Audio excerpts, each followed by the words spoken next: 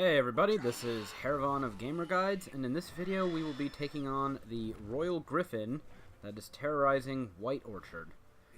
Now, the first thing to know about this boss, as with pretty much everything you'll be taking on in Death March mode, is you need to abuse the Quen sign.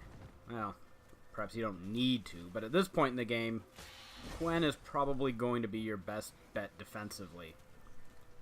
The Royal Griffin will do a good bit of damage to you if it lands a hit, has a wide attack range, so you're best off fighting it defensively, especially when your stamina bar isn't recharged, and only taking risks when you are ready to cast Quen again. Fortunately, you have Vesemir on your side, who will serve as a fine distraction for the Royal Griffin at times, allowing you to score some cheap hits when he distracts it. And when the Royal Griffin starts flying around, you can take out your crossbow, wait for it to stop strafing and charge at you, at which point it should be fairly easy to shoot out of the sky and score a few cheap hits on it.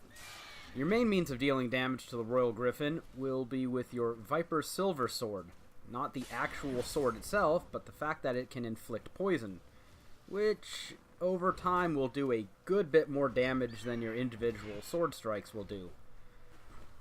Given the improved damage potential of the Viper Silver Sword and its poison damage, you should probably go out of your way to make sure you get some Emerald Dust at some point in White Orchard.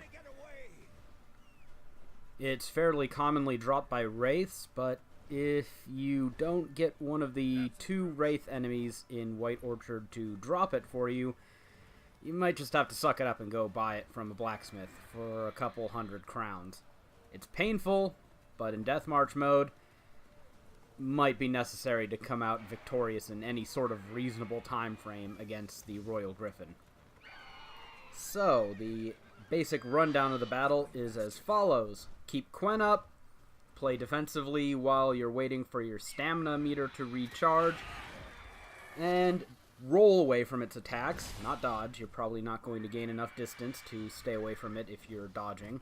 Take the opportunistic strong strike with your Viper Silver Sword, hope that poison damage procs, and keep whittling its health down. Strong attack, roll, Quen, repeat as necessary. When the Royal Griffin's health falls to about 50% of its maximum, it will fly off, at which point you'll need to summon Roach and follow the beast to the mill.